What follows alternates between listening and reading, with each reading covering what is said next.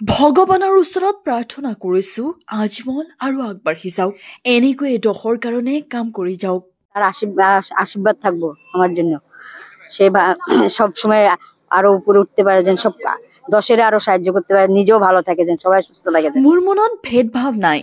ও আল্লাহ মোৰ মনত ভিনপৰ নাই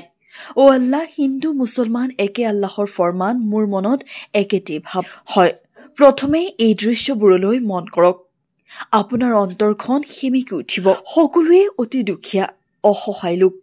তেওঁলোকৰ ওচৰত ধৰ্ণাঢ্য ব্যক্তি অতি কম যায় অৱশ্যে কোনেও খবৰ নললেও আজমল হৈছে তেওঁলোকৰ বৰষাৰ স্থল ভগৱানৰ ওচৰত প্ৰাৰ্থনা কৰিছে আজমল আৰু আগবাঢ়ি যাওক এনেকৈ দহৰ কাৰণে কাম কৰি যাওক বুলি দিলে আশীৰ্বাদ ভালো লাগলো খুব এরকম যাতে আবার যাতে আশীর্বাদ করি আবার যাতে পাই এজন্য আরো উপরে উঠে হ্যাঁ যাতে আরো উপরে উঠে প্ৰতি বছৰৰ দৰে এইবাৰো হাজাৰ হাজাৰ লোকৰ মাজত কম্বল বিতৰণ কৰে হুজাইৰ আজমল ফাউণ্ডেশ্যনে অসহায় লোকৰ মুখত হাঁহি বিৰিঙিছে আজমলৰ সহায় লাভ কৰি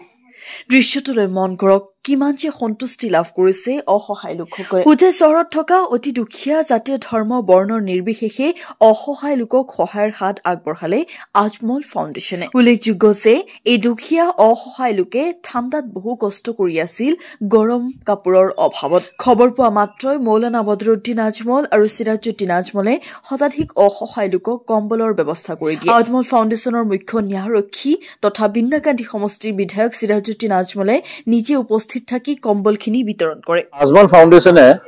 প্ৰতি বছৰৰ দৰে এবাৰো কম্বল বিতৰণৰ প্ৰগ্ৰাম হাতত লৈছে আপোনালোকে জানে আজমল ফাউণ্ডেশ্যনে বহুত এনেকুৱা প্ৰগ্ৰাম আছে দুখীয়া দৰিদ্ৰ লোকৰ কাৰণে আৰু আমাৰ ট্ৰাষ্টি মৌলানা বদৰুদ্দিন আজমল সাহেব আৰু চিৰাজুদ্দিন আজমল সাহেব তেখেতসকলে এই কম্বল বিতৰণ অনুষ্ঠানটো প্ৰত্যেকবাৰ ঠাণ্ডাৰ সময়ত আঁচনিটো হাতত লয় আৰু আজিও আমি হুজাই মিউনিচিপালিটিৰ যিখিনি দুখীয়া দৰিদ্ৰ মানুহ আছে তেওঁলোকৰ মাজত আমি কম্বল বিতৰণ কৰিছো আমাৰ managing trustee mister Sirajuddin Ajmal সাহেব তেখেতে বিন্নাকান্দি সমষ্টিৰ MLA হয় তেখেতে আহি আজি কম্বল বিতৰণ অনুষ্ঠানটো নিজ হাতে কৰি দিছে আমাৰ হুজাই প্ৰভাত কোয়েলছ আৰু কমল দত্ত সাহেব দুইজন আমাৰ মাজত আছে প্ৰভাত কোয়েল সাহেব আৰু কমল দত্ত সাহেবেও